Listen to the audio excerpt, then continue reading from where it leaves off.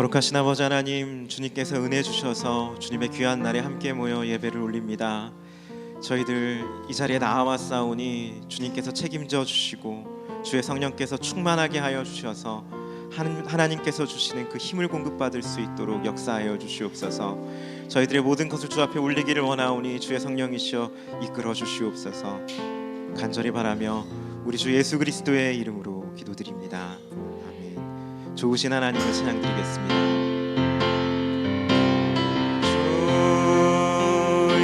좋으신 하나님, 좋으신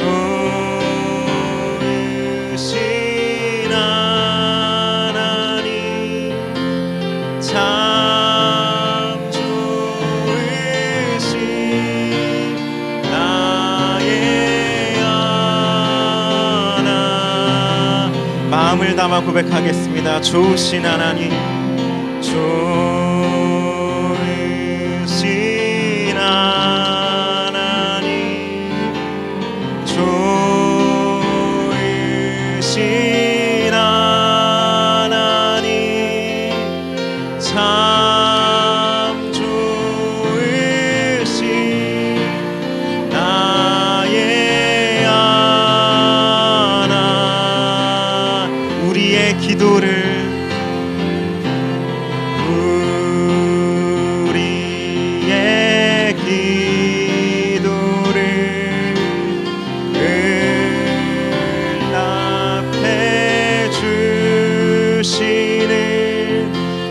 참 좋으신 나의 하나님.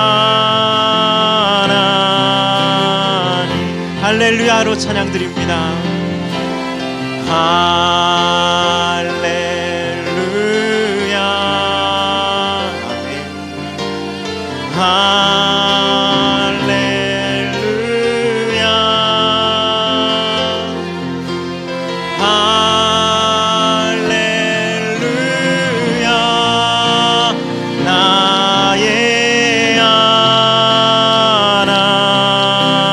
할렐루야.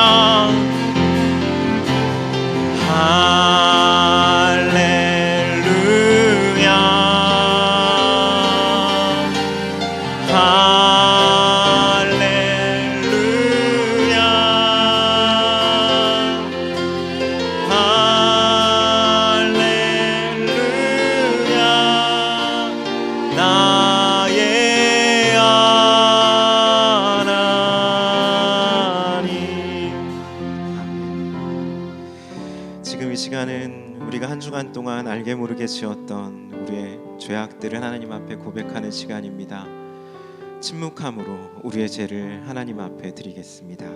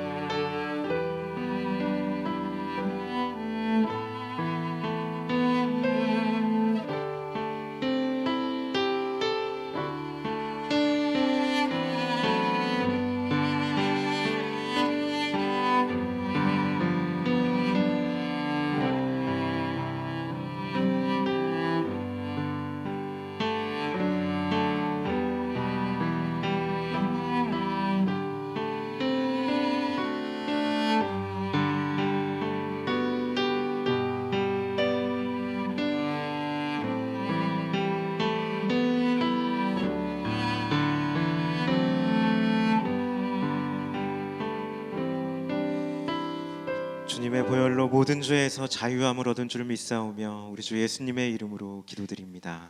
아멘. 전능하사 천지를 만드신 하나님 아버지를 내가 믿사오며 그 외아들 우리 주 예수 그리스도를 믿사오니 이는 성령으로 잉태하사 동정녀 마리아에게 나시고 본디오 빌라도에게 고난을 받으사 십자가에 못 박혀 죽으시고 장사한 지 사흘 만에 죽은 자 가운데서 다시 살아나시며 하늘에 오르사 전능하신 하나님 우편에 앉아 계시다가 저리로서 산자와 죽은 자를 심판하러 오시리라. 성령을 믿사오며 거룩한 공회와 성도가 서로 교통하는 것과 죄를 사하여 주시는 것과 몸이 다시 사는 것과 영원히 사는 것을 믿사옵나이다. 아멘. 아멘. 찬송가 200장 함께 드리겠습니다.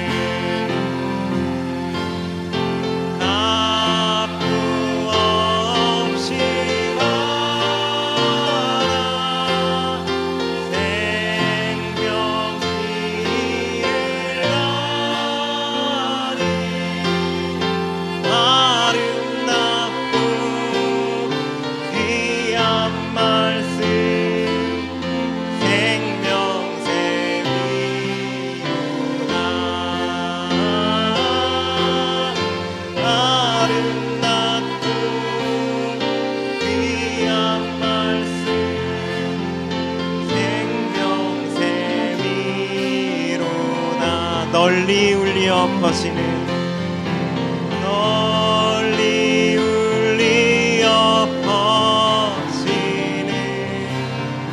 생명의 말씀을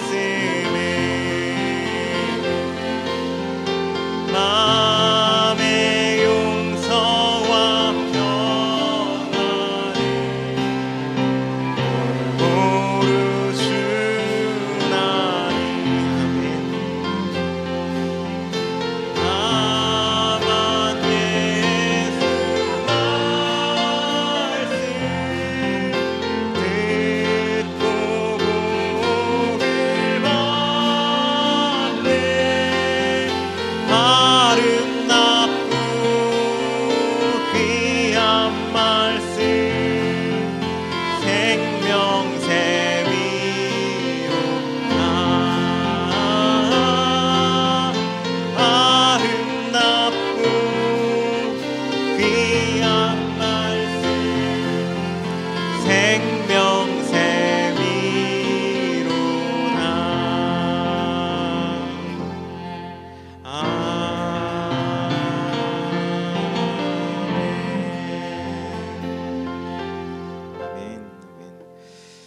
이 시간 광고 보도록 하겠습니다. 광고 보기 전에 좌우 옆 사람과 앞뒤 사람에게 인사하겠습니다.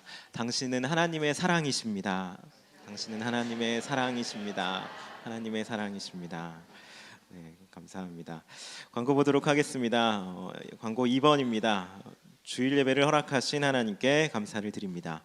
3번입니다. 교회 등록을 원하시는 분은 새신자 카드를 작성하셔서 교육자에게 주시기 바랍니다. 등록하신 분은 3주간의 새가족 교육 후에 구역 편성이 됩니다. 4번은 한번 읽어보시면 되겠습니다. 5번 한번 같이 읽도록 하겠습니다. 함께 읽겠습니다. 담임 목사 안식 주간이 5월 8일까지 있습니다. 여러분들의 많은 기도와 교회를 위한 기도를 바랍니다. 네, 목사님 안식 주간이 5월 8일까지 있습니다. 이 기간은 더욱더 교회를 위해서 또 목사님을 위해서 기도하는 시간이다라고 생각을 해주시면 감사하겠습니다. 6번, 7번, 8번도 한번 눈으로 읽어봐 주시면 감사하겠습니다.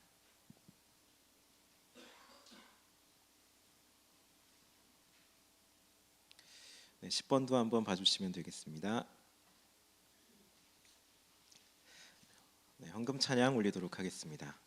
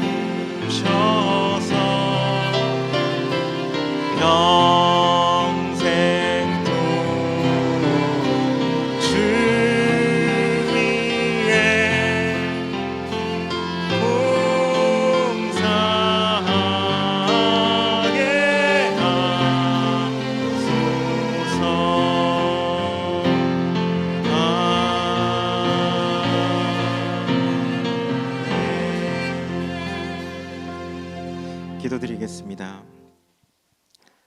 하나님 감사합니다. 주님께서 큰 은혜 주셔서 예배의 자리에서 귀한 예물을 드렸습니다. 이 예물을 드린 모든 손길 가운데 주님의 크신 은혜가 있기를 원합니다. 아버지 하나님, 또한 이 예물이 쓰이는 곳곳마다 하나님의 풍성한 역사가 나타나길 원하고, 또한 저희들의 삶의 모습에서도 동일한 하나님의 영광을 드러내기를 간절히 바랍니다. 아버지 하나님, 이 예배의 시간 가운데 예물만이 아니라 저희들의 시간과 정성, 모든 것을 주 앞에 드립니다. 주님이시여 받아주시옵시고 저희들의 앞날 가운데 선한 열매가 있을 수 있도록 큰 은혜를 베풀어 주시옵소서. 간절히 바라오며 우리 주 예수 그리스도의 이름으로 기도드립니다. 아멘. 이 시간 특별 연주 코니 트리오 순서를 가진 뒤에 대표기도 김복희 권사님께서 해주시겠습니다.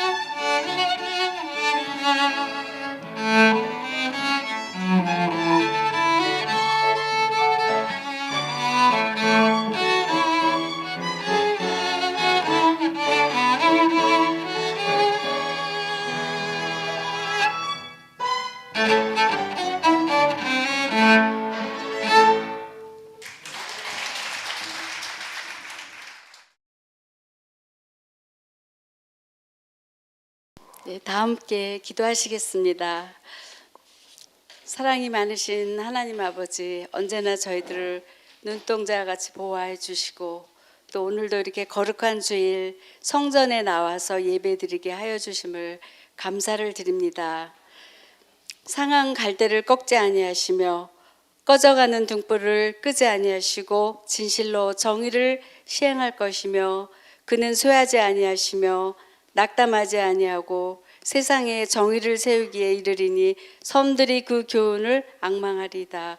아버지, 이사야서 42장 3절 말씀, 하나님의 약속의 말씀을 저희들이 굳게 믿으며 주님 믿음 안에서 세상 바라보며 흔들리지 않는 믿음으로 살아갈 수 있도록 인도하여 주시옵소서. 부활의 주님을 찬양하며 날마다 저희들이 하나님을 믿으며 주님의 사랑을 알리고 실천하는 사랑의 공동빛, 공동체 교회가 될 수 있도록 도와주시옵소서. 믿지 않는 주변의 많은 분들에게 복음의 능력으로 빛과 소금의 역할을 할 수 있도록 인도하여 주시옵소서. 하나님을 기쁘시게 하는 교회가 될 수 있도록 기도합니다. 저희의 연약하고 부족함을 주님께 아쉬움에 아버지 하나님, 저희들이 붙잡아 주시고 함께하여 주시기를 간절히 기도합니다. 이 시간 저희들이 부족하지만 마음에 품고 또 믿지 않는 가족을 위해서 또 주변 분들을 위해서 아버지 기도합니다. 간절한 마음으로 기도할 때 아버지께서 꼭 들어주시기를, 소원을 들어주시기를 간절히 기도합니다. 그리고 또 목사님께서도 안식을 잘 지내셔서 정말 저희들에게 항상 하나님의 귀한 말씀으로 또 저희들의 영육감을 위해서 애를 쓰시는데 평안한 정말 쉼을 가지시는 기쁜 안식이 되어서 저희들에게도 더욱더 하나님의 말씀 안에 살아갈 수 있는 귀한 목사님 함께하여 주시옵소서. 아버지, 또 이렇게 오늘 아버지 앞에 드리는 또 찬양과 또 숨은 손길들 많이 있습니다. 알게 모르게 수고하는 손길들 위에 하나님의 은혜로 축복하여 주시옵시고 또 오늘도 새로 나오신 분들 있습니다. 오늘도 말씀 들으실 때, 예배 들으실 때 정말 주님 꼭 만나고 가는 시간 되게 하여 주시옵시고 또 우리들의 정말 죄를 대속하여 주신 하나님 은혜를 한순간도 잊지 않고 저희들이 감사드리며 이 모든 말씀을 예수 그리스도 이름으로 감사로 기도드립니다. 이 시간 말씀 보도록 하겠습니다. 말씀은 디모데전서 3장 16절에서 17절, 히브리서 11장 30절입니다. 디모데후서 3장 16에서 17절, 히브리서 11장 30절입니다. 세 절의 말씀 우리 함께 읽도록 하겠습니다. 디모데후서 3장 16에서 17절, 히브리서 11장 30절입니다. 함께 읽도록 하겠습니다. 함께 읽겠습니다. 모든 성경은 하나님의 감동으로 된 것으로 교훈과 책망과 바르게 함과 의로 교육하기에 유익하니 이는 하나님의 사람으로 온전하게 하며 모든 선한 일을 행할 능력을 갖추게 함이라. 히브리서 11장 30절 보겠습니다. 믿음으로 7일 동안 여리고를 도니 성이 무너졌으며. 아멘. 아멘. 기도드리겠습니다. 하나님 감사합니다. 주님의 은혜 가운데 저희들 예배의 자리에 나와서 주의 말씀을 듣고자 합니다. 이 시간 주의 성령께서 각 사람의 마음 가운데 역사하여 주셔서 저희들의 믿음의 유익함이 있는 시간이 되게 하여 주시옵시고 믿음의 결단이 있는, 위로가 있는 귀한 시간이 될 수 있도록 주의 성령께서 역사하여 주시옵소서. 간절히 바라며 우리 주 예수님의 이름으로 기도드립니다. 아멘. 우리가 살아가는 시대를 소위 자본주의 시대다라고 그렇게 말하고 있습니다. 그리고 이 자본주의 시대에서 중요하게 여겨지는 가치가 효율성이나 수익성과 같은 것이다라고 보통 말을 합니다. 우리는 우리에게 주어진 한정된 시간과 물질이라는 것을 가지고 보다 많은 수익을 얻기 위해서 치열하게 경쟁하면서 살아가고 있다라는 겁니다. 그러다 보니까 요즘 세상에서는 가장 적은 것을 투자해서 많은 수익을 얻은 사람들이 부러움의 대상이 되기도 하고 많은 존경을 받기도 하는 그러한 모습을 보일 때가 있습니다. 이런 삶의 모습이 무조건 잘못됐다라고 이렇게 문제를 제기하는 건 아닙니다. 우리들도 하나님께서 주시는 시간과 재능이란 것을 가지고 하나님의 영광이라는 그러한 열매를 풍성하게 맺어야 하기 때문에 그렇습니다. 세월을 아끼라라고 하는 그런 말씀이 있듯이 우리의 시간을, 우리의 재능을 보다 조금 효율적으로 사용하는 것이 마땅한 삶의 자세다라고 볼 수가 있는 겁니다. 그런데 이렇게 우리가 살아갈 때에 그리스도인으로서, 믿음을 가진 자로서 반드시 잊지 말아야 할 가치가 한 가지가 있습니다. 그것이 어떤 것이냐? 하나님의 말씀, 하나님의 기쁨이라는 그 가치를 우리는 잊지 않아야 한다라는 것입니다. 그리스도인은 효율성이나 수익성보다 하나님의 뜻, 하나님의 기쁨을 올바르게 선택할 수 있는 그런 사람이어야만 한다라는 것입니다. 아무리 손해를 보는 일이 있다라고 할지라도, 아무리 효율이 떨어지는 일이다라고 할지라도 그것이 하나님의 기쁨이다라고 한다면, 그것이 하나님의 말씀이다라고 한다면 그걸 즐거움으로 감당해낼 수 있는 사람들이 바로 우리 믿음의 사람들이다라고 말할 수가 있는 겁니다. 그래서 우리 믿음의 사람들은 어떤 결정이나 선택을 내려야 할 때 스스로에게 묻게 되는 질문이, 이 결정이, 이 선택이 내 인생에 얼마나 유익이 있는가, 나한테 얼마나 좀 효율적인가, 이러한 질문이 되는 것이 아니라 지금 이 결정과 이 선택이 하나님 보시기에 옳은가, 하나님께 기쁨을 드리는 것인가, 하나님의 뜻이 맞는 것인가, 여기에 대한 고민이 있어야 한다라는 것입니다. 사실 이러한 고민은 모든 그리스도인들의 마음 가운데 부담감으로 또는 고민거리로 자리를 잡고 있을 겁니다. 이런 고민을 하고 선택을 하면서 살아가는 것 자체가 그게 바로 신앙생활이기 때문에 그렇습니다. 그래서 만일 내가 예수님을 믿는다라고 고백은 하는데 나의 삶 가운데서 이런 선택에 대한 고민이 전혀 없다고 한다면, 이게 하나님의 뜻이 맞는지, 하나님의 기쁨이 맞는지에 대한 그런 고민 없이 무언가를 결정하고 선택을 한다라고 하면은 그런 분들은 믿음 자체를 좀 다시 돌아볼 필요가 있다라고 할 수 있습니다. 그렇다면 하나님 보시기에 옳은 선택을 하기 위해서 우리가 구체적으로 어떻게 해야 하는지 이 부분을 좀 살펴볼 필요가 있습니다. 지금 우리가 사는 세상은 보다 많은 수익성을 내라고 하고 보다 효율적으로 살아가라라고 그렇게 말하고 있는데, 이것과는 조금 다른, 좀 많이 다른 하나님의 뜻대로, 하나님의 기쁨대로, 하나님의 말씀대로 살아가려면 우리가 어떠한 기준점을 가지고 어떠한 방향성을 가지고 살아야 하는지 이 부분에 대해서 알아볼 필요가 있는 것입니다. 감사하게도 이 믿음의 사람들이 기준으로 삼고 방향성으로 삼을 수 있는 것이 이미 우리들에게 주어졌습니다. 그것이 무엇이냐? 바로 성경 말씀입니다. 이 성경이라는 것은 하나님의 뜻, 하나님의 진리, 하나님의 지혜, 하나님의 마음이 인간의 언어로 우리에게 주어진 것이다라고 말할 수 있습니다. 성경 자체가 하나님의 목소리다라고 볼 수가 있는 겁니다. 그래서 우리는 반드시 이 성경을 기준으로 해서 그 말씀에 합당한 선택과 결정을 행하면서 살아가야 하는 존재들이다라는 겁니다. 우리가 어떻게 눈에 보이지 않는 하나님의 뜻을 알 수 있고 눈에 보이지 않는 하나님의 기쁨이 뭔지를 알 수가 있느냐? 성경을 통해서 우리가 이 점을 알 수 있게 된다라는 겁니다. 그렇게 성경을 기준으로 삼고 성경에서 하라는 대로 행하고 하지 말라는 것을 하지 않으면서 이 말씀을 깊이 있게 신뢰하는 것, 이것이 바로 하나님께 기쁨을 드리는 삶이 되어지는 것이고 하나님 보시기에 옳은 삶을, 하나님의 뜻을 이루는 삶을 살아가는 것이다라고 말할 수 있습니다. 만일 하나님의 말씀인 이 성경을 기준으로 삼지 않고 각자가 가진 어떤 도덕성이나 신앙의 경험을 기준으로 삼아서 신앙생활을 하게 된다라고 하면은 이러한 신앙생활은 필연적으로 여러 사람들과 충돌과 갈등을 피할 수가 없습니다. 내 생각이 하나님의 뜻이다, 아니다, 내 생각이 더 하나님의 뜻에 맞다라고 하면서 서로 갈등을 일으킬 수밖에 없게 된다라는 것입니다. 각자의 신앙 경험과 도덕성은 그 기준이 제각각이기 때문에 그렇습니다. 기준이 다르다 보니까 이것으로 하나님의 뜻을 해석하려고 하면은 서로 다 다른 말을 하게 되어지는 겁니다. 그래서 갈등이 있을 수밖에 없습니다.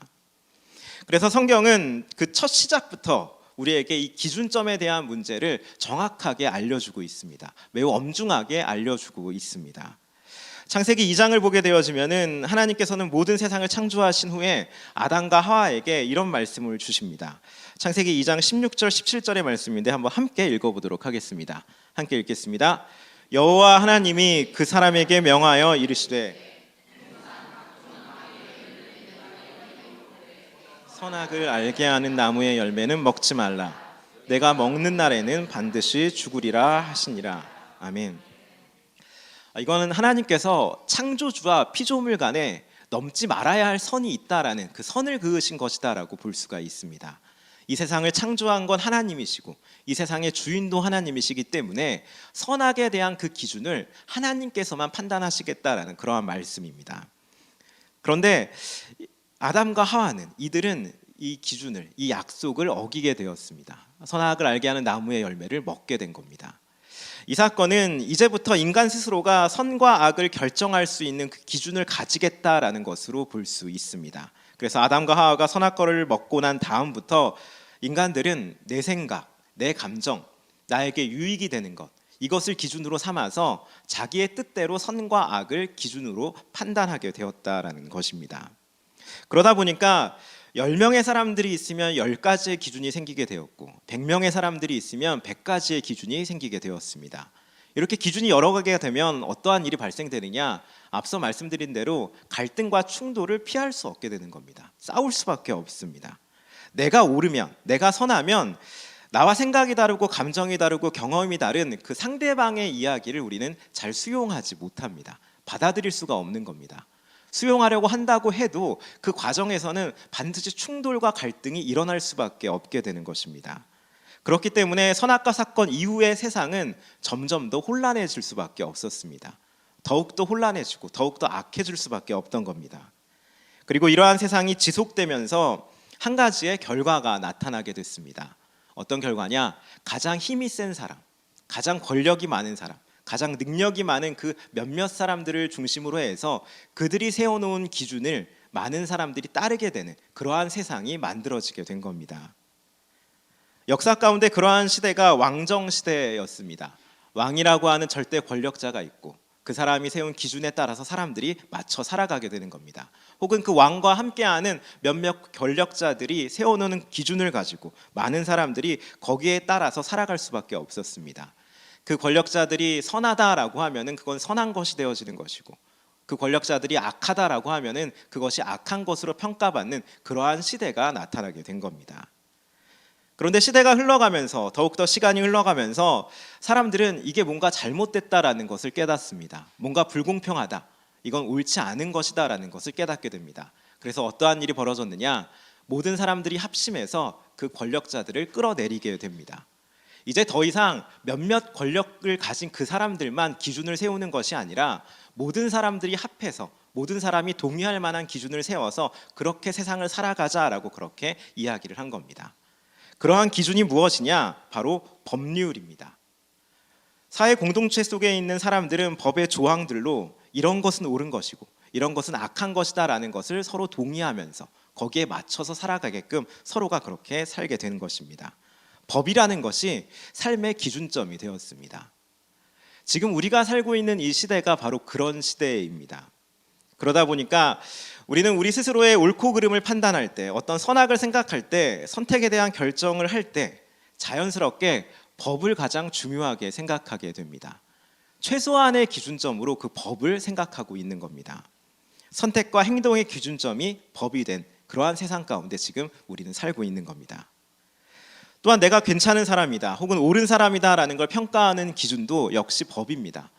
내가 법으로 따져봤을 때 뭐 아무런 문제가 없는데 나는 괜찮은 사람이지 않냐, 내가 이 일을 하는 데 있어서 어떤 법적인 그런 문제가 되지 않는데 이건 선한 일이지 않겠느냐, 이렇게 생각을 하면서 법을 최소한의 기준점 혹은 최대한의 기준점으로 만들어 놓고 그렇게 삶을 살아갑니다.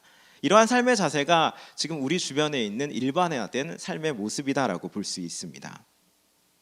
그런데 이렇게 살아가던 우리들이 예수님을 믿게 되어지면은, 예수님을 만나게 되어지면은 그 기준점 자체가 완전히 변화되게 되어집니다.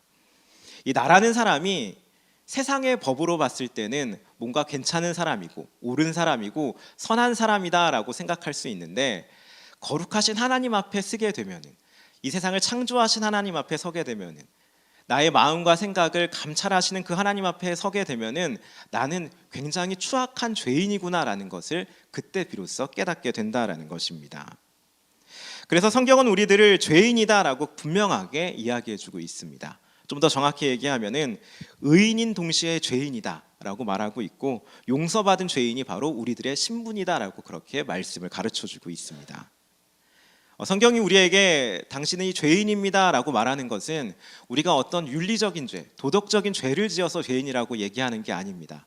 본성 자체가, 생각 자체가, 우리의 마음의 근원 자체가 죄성으로 가득 차 있기 때문에 죄인이다라고 그렇게 말을 해주고 있습니다. 그래서 나의 죄성을 깨닫는 사람들은 이 죄를 깨닫게 되어지면은 필연적으로 애통하는 마음이 들 수밖에 없습니다. 하나님이 살아계시는 게 맞고 천국과 지옥이 있는데, 그렇다면 그 거룩한 하나님 앞에서 나는 과연 이제 어떻게 살아가야 하는가? 이 죄성을 내가 이겨내지 못하는데 나는 과연 어떻게 살아가는가 하는가 하면서 한탄하고 애통하고 고민하고 슬퍼하게 된다라는 것입니다. 그런데 바로 이때, 이러한 고민이 있을 때, 애통함이 있을 때 하나님께서 그 사람에게 은혜를 주어지게 됩니다. 예수 그리스도를 믿는 믿음 안에서 우리를 계속해서 끊임없이 의롭다라고 칭해 주시면서 은혜 안에 머물게끔 해주는 것입니다. 포기하지 않는 사랑으로 우리를 계속해서 그 사랑 안에 머물 수 있도록 하나님께서 우리에게 끊임없는 기회와 사랑을 허락해 주시는 겁니다. 이것이 복음이고 이것이 구원입니다. 여전히 털어내지 못하는 죄가 나에게 있지만, 그럼에도 불구하고 나를 포기하지 않는 것, 그럼에도 불구하고 나에게 의롭다라고 말씀해 주시는 것, 이것이 바로 복음의 진수이다라고 볼 수가 있는 겁니다. 이런 하나님의 사랑을 경험하게 되면, 이런 복음을 알게 되어지면은 그 사랑으로 인해서 믿는 사람들의 기준점이, 가치관이, 삶의 모습이 완전히 변화가 되어지는 겁니다. 이전에는 법이 나의 생활의 중심이었고 가치의 판단이었는데, 이제부터는 법이 그렇게 되어지지 않는 겁니다.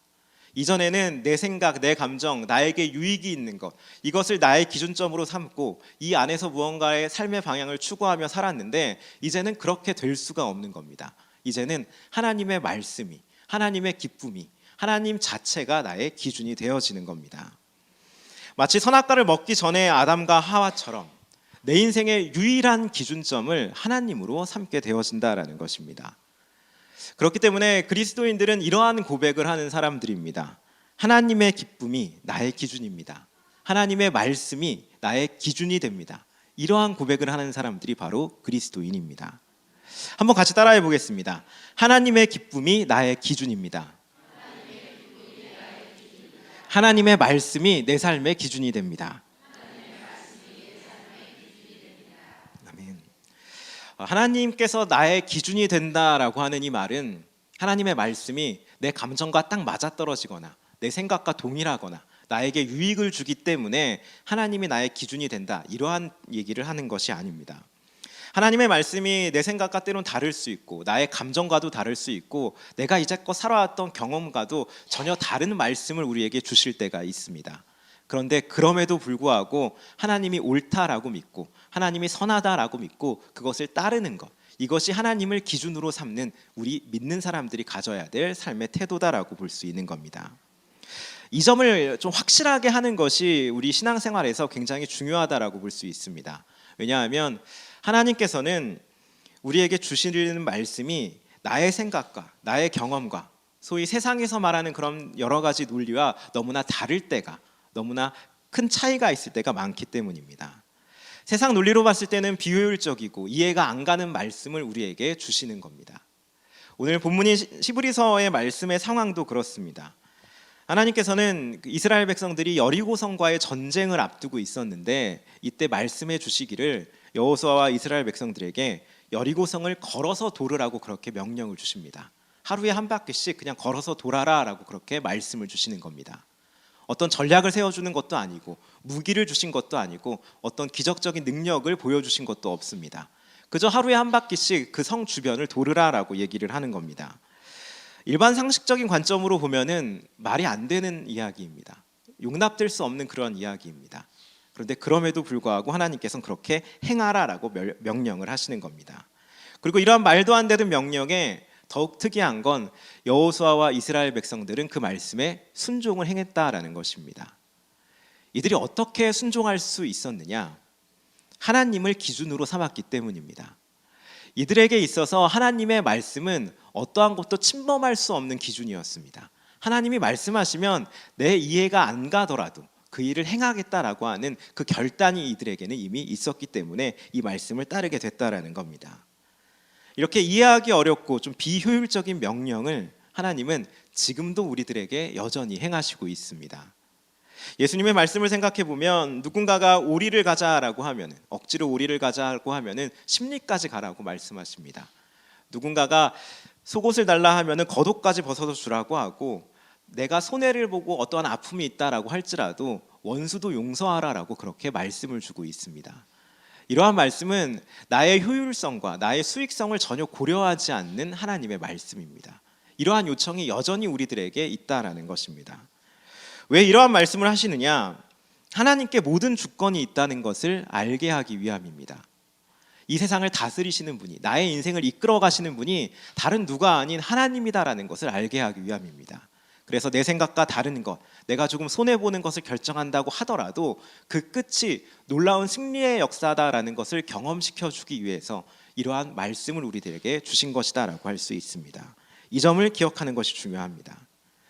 또한 이런 말씀을 따라야 하는 그리스도인들이 모인 이 교회 공동체 역시 대부분의 행하는 일이 유익성과 효율성이 고려되지 않는 일들을 할 때가 많습니다. 대표적으로 구제사역과 같은 경우가 그렇다라고 볼 수 있습니다. 우리 교회도 연탄봉사나 음악회 같은 거를 통해서 좀 어려운 이웃들, 연약한 이웃들을 돕기 위해서 끊임없이 많은 노력을 하고 있습니다. 그런데 이러한 구제의 사역을 세상 논리에 비추어 보면은 굉장히 비효율적인 일이다라고 할 수 있고, 심지어 낭비와 같은 일이다라고 말할 수가 있습니다. 왜냐하면 우리가 낸 헌금이 우리 공동체를 위해서 쓰이는 것이 아니라 나와 전혀 상관없는 다른 사람들을 위해서 쓰이고 있기 때문에 그렇습니다. 그런데 그럼에도 불구하고 교회는 그러한 일을 행합니다. 왜 그런 것이냐? 하나님의 뜻이기 때문에 그렇습니다. 하나님이 기준이 되었기 때문에, 하나님께 기쁨을 드리고자 하기 때문에 이러한 일들을 우리는 행하게 된다라는 겁니다. 그렇게 그리스도인은, 교회는 수익성의 논리나 효율성의 논리로 살아가는 존재들이 아니다라고 말할 수 있습니다. 그리스도인은, 교회는 하나님의 뜻이라면 설령 잠시 손해를 본다라고 하더라도 그 일을 기쁨으로 감당할 수 있는 존재들이 바로 교회이고 그리스도인이어야 한다라는 겁니다. 우리 교회가, 모든 교회가 이렇게 돌아가는, 운영이 되는 모습을 생각해봐도 그렇습니다. 세상 관점으로 보게 되어지면은 교우들의 낭비와 비효율적인 일들을 통하여서 교회는 운영된다라고 볼 수 있습니다. 더욱더 든든히 세워진다라고 볼 수 있습니다. 교우분들 중에 추운 겨울에 또 더운 여름에 한 분 한 분 밖에 나가서 이렇게 주차한 대로 사람들을 맞이해 주시는 분들이 있습니다. 그래서 겨울에는 벌벌 떨면서 들어오는 것을 볼 때가 있고, 여름에는 땀에 흠뻑 젖어서 돌아오는 것을 볼 때가 있습니다. 또한 매주 빠짐없이 예배 시간 한참 전부터 와서 예배를 준비하는 스태프들이 있고, 찬양팀들이 있고, 전도를 하시는 분들이 있습니다. 예배 후에도 마찬가지입니다. 뒷정리를 하시는 분들이 있고, 토스트를 굽는 분들이 있고, 식당 일을 하시는 분들이 있고, 다음 주 특송을 준비하면서 늦게까지 남아 계시는 분들이 있습니다. 이런 일 외에도 각자가 맡겨진 일을 되게 많이 조용히 하시는 분들이 정말 많이 있습니다. 쉴 수 있는 날 이렇게 일을 하는 것은 굉장히 힘든 일입니다. 그런데도 이렇게 기쁘게 봉사를 합니다. 이런 봉사를 하면은 사람들이 칭찬을 해주느냐? 그것도 아닙니다. 경제적인 유익이 있느냐? 그런 것도 아닙니다. 그래서 세상 사람들은 이러한 우리들의 삶의 모습을 보면서 왜 이렇게 좋은 날에, 이렇게 좋은 날씨에 교회에서 그렇게 체력을 낭비하고 시간을 낭비하고 물질을 낭비하느냐라고 이런 식으로 말을 하고 있는 겁니다. 이런 말을 들을 만큼 우리들이 열심히 봉사를 하고 섬기는 이유가 무엇입니까? 하나님이 기준이 되었기 때문에 그렇습니다. 하나님의 말씀대로 살기 위해서, 나의 이 일을 통해서 주님의 몸된 교회가 더욱더 든든하게 세워진다라는 것을 믿기 때문에 우리는 누군가가 낭비한다라는 말을 들을 정도로 하나님의 나라를 위해서 그렇게 살아가는 존재들인 것입니다. 그래서 교회는 하나님의 사랑을 알게 된 자들이 하나님의 뜻을 위해서 기꺼이 거룩한 낭비를 행하는 그러한 공동체다라고 말할 수 있습니다. 하나님께서 일하시는 방식이 이러하기 때문에 교회가 또 그리스도인들이 동일하게 그렇게 일을 행하는 것입니다. 정말로 생각을 해보면 사실상 역사상 가장 큰 비효율적인 일, 가장 낭비와 같은 일이 바로 예수님께서 이 땅에 오셔서 십자가를 지신 일이다라고 말할 수 있습니다. 하늘 보좌 우편에 계셔서 마땅히 경배를 받아야 할 그분이 우리를 구원해 주시기 위해서 모든 능력을 제한하시고 이 땅에 오셨습니다. 그리고 구원시켜 줄 그 인간들에 의하여서 모욕을 받으시고 조롱을 받으시고 십자가에서 죽기까지 하셨습니다. 우리를 위해서 이렇게 예수님께서 죽으신 건 세상의 논리로 보면 굉장히 비효율적인 일이고 낭비다라고 말할 수 있습니다. 왜 그런 것이냐? 그렇게 구원받은 우리가 여전히 하나님의 뜻을 알지 못하기 때문에 그렇습니다. 여전히 죄 가운데 머물러 있고 여전히 순종을 잘하지 못하기 때문에 그렇습니다. 이렇게 구원받았으면 예수 그리스도께서 이 땅에 오신 그 대가를 지불했으면 그런 마땅한 삶의 모습을 나타내야 하는데 이러한 삶의 모습이 나타나지 않기 때문에 세상 논리로 보면 이건 낭비고 비효율적인 일이다라고 말할 수가 있는 겁니다. 그러나 하나님께서는 그렇지 않다라고 하십니다. 우리를 향한 사랑 때문에, 우리를 너무나 사랑하시기 때문에 낭비가 아닌 게 되는 것입니다. 우리를 향한 사랑 때문에 비효율적인 일이 전혀 개의치 않게 된다라는 것입니다. 그 사랑이 너무나 극진해서 끊임없이 죄를 지으며 사는 우리를 포기하지 않고 계속해서 말씀을 주시고 이러한 예배의 자리로 이끌어 주시면서 더욱더 나은 사람이 되려고 거룩한 사람이 될 수 있게끔 우리를 인도해 주신다라는 겁니다. 그래서 이러한 하나님의 사랑으로 인한 그 거룩한 낭비가, 그 비효율적인 역사하심이 우리가 은혜 안에 머물 수 있는 그 기반이 되어진다라는 걸 우린 기억할 필요가 있습니다. 그렇게 우리는 이런 하나님의 사랑을 더욱더 기억하면서 감사할 필요가 있는 것이고, 더 나아가서는 그러한 하나님의 일하심의 모습을 나의 삶에서도 나타낼 필요가 있는 것입니다. 우리의 시간과 우리의 재능과 우리의 영성을 내 이웃을 위해 쓰일 수 있도록 내어줘야 한다라는 것입니다. 여기서 이웃이란 나를 제외한 모든 사람들을 말합니다. 나의 가족, 교우, 동료, 친구, 일상의 삶 가운데서 만나는 모든 사람들을 위하여서 내가 가진 자원을 낭비다라는 말을 들을 정도로 한번 내어줄 필요가 있는 것입니다. 특별히 이런 사람들 중에서 강도를 만난 것 같은 사람들이 있습니다. 마음의 좌절을 갖고 있는 사람, 절망 가운데 빠져 있는 사람, 몸이 너무 힘든 사람, 영적으로 너무 곤란에 처해 있는 사람, 이런 사람들에 찾아가서 나의 자원을 그들을 위하여서 쓰임 받을 수 있게끔 내어줄 수 있어야 한다라는 것입니다. 마치 선한 사마리아 사람이 강도 만나서 죽어가는 자를 위해서 자신의 재정과 시간을 들여서 그를 보살펴 주었듯이 우리도 마찬가지로 내 주변에 그렇게 강도 만난 사람들을 위해서 하나님의 손길을 베풀어 줄 수 있어야 한다라는 것입니다. 물론 이러한 일을 할 때 지혜가 필요합니다. 무턱대고 그런 일을 행할 수는 없습니다. 무조건 도와줄 수는 없습니다. 기도를 하면서 반드시 하나님의 마음을 받고 하나님보다 앞서지 않는 그러한 모습을 가질 필요가 있습니다. 내가 할 수 있는 범위 안에서 그의 필요가 무엇인지 고민하면서 실제적인 도움을 줄 수 있는 그러한 고민이, 그러한 지혜가 우리가 있어야 한다라는 것입니다. 이런 지혜로운 도움의 손길을 우리의 일상에서 나타나게 될 때, 그런 거룩한 낭비를 우리 스스로가 행하게 될 때 하나님께서는 그것을 보시고 큰 기쁨을 여기시게 되는 겁니다. 지극히 작은 자에게 한 것을 나에게 한 것이다라고 말씀하셨기 때문에, 하나님과 손과 발이 되어서 그 일을 행한 것이기 때문에 하나님께서는 우리의 모습을 보시면서 기쁨으로 여겨주신다라는 겁니다. 모두가 효율성을 따지고 수익성을 중요히 여기는 이 시대에서 우리 믿음의 사람들은 내 유익을 생각하기보다는 하나님을 기준으로 삼아서 나를 희생하는 이러한 선택을 행할 수 있어야 할 것입니다. 이러한 선택을 행할 때, 이러한 결심을 가지게 될 때, 그러한 결단을 우리가 가지고 있을 때 성령께서 반드시 도와주실 것이고, 그 일을 행하게 되면 우리가 예상치 못한 놀라운 큰 복을, 평강과 기쁨을 우리 마음 가운데, 우리의 삶 가운데 하나님께서 부어주실 것입니다.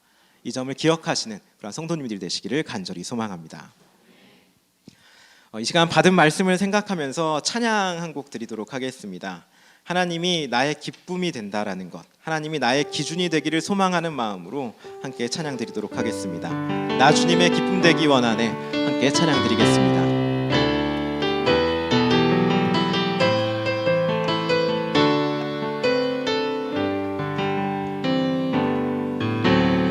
나 주님의 기쁨 되기 원하네. 안에 내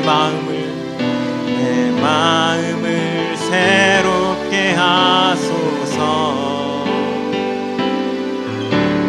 새 부대가 되게 하여 주사 주님의 빛 비추게 하소서. 내가 원하는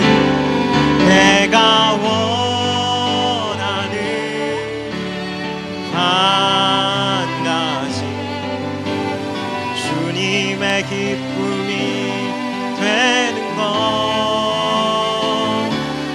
내가 원하는 한 가지 주님의 기쁨이. 다시 한번 고백합니다. 나 주님의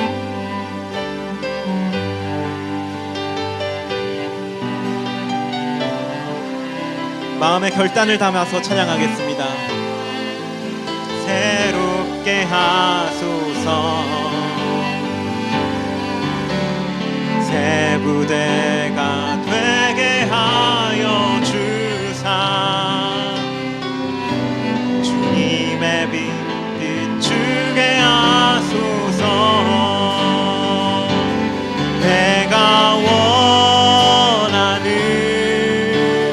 한 가지 주님의 기쁨이 되는 것. 내가 원하는 한 가지 주님의 기쁨이 돼. 내가 원하는 한 가지.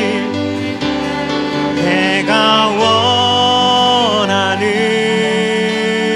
한 가지 주님의 기쁨이 되는 것. 아멘. 내가 원하는 한 가지 주님의 기쁨이 되는 것. 하나님 감사합니다. 세상에서 여러 가지 소리가 있고 여러 가지 말이 있지만 우리의 마음의 중심은 오직 하나님 한 분이기를 원합니다. 하나님의 기쁨이 되어지기 위해서 삶의 모든 것을 드리며 살아가는 저희들이 되어지기를 원합니다. 저희들의 힘과 능력으로 이 일을 행할 수 없사오니 주의 성령께서 날마다 때때마다 도움이 되어 주시옵소서. 우리를 이끌어 주시옵소서. 그 길이 저희들에게 기쁨이 되어질 수 있도록 저희들의 생각과 마음의 중심부터 주님께서 변화시켜 주시옵소서. 간절히 바라며 우리 주 예수님의 이름으로 기도드립니다. 아멘. 이 시간 새가족 환영을 하도록 하겠습니다. 이 자리에 오늘 처음 나오신 분이 계시면 자리에 일어나 주시면 되겠습니다. 안 계시면 우리 서로를 축복하도록 하겠습니다. 옆 사람과 앞뒤 사람을 축복하겠습니다. 당신은 하나님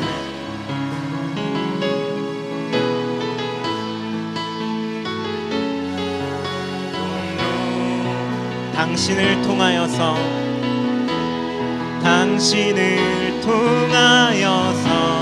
열방이 주께 돌아오게. 당신은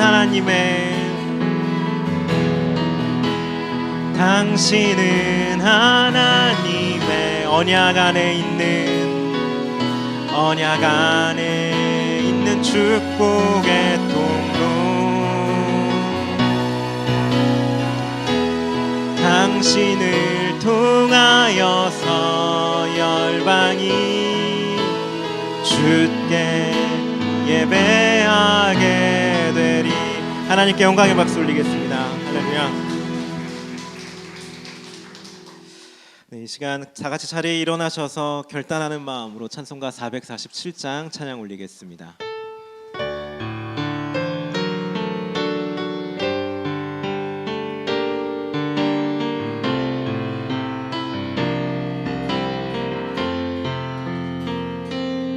이 세상 끝날까지 주 섬겨 살리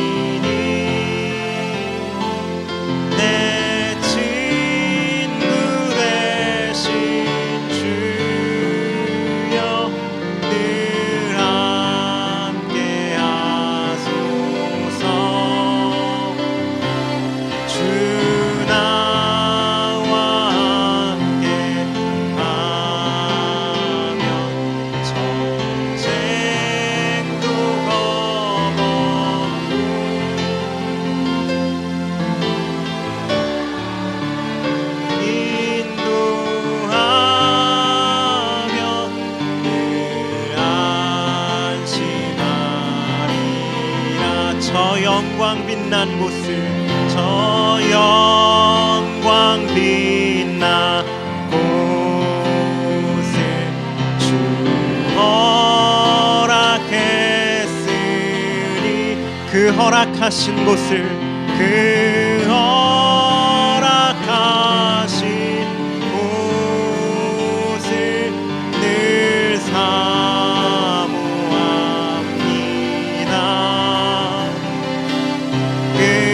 끝까지 쉬지 않고 주 따라가리니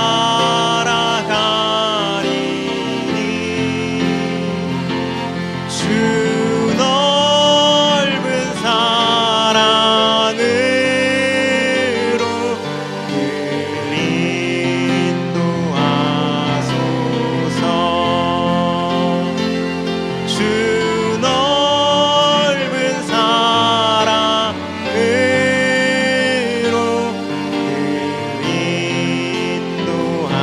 인도하소서.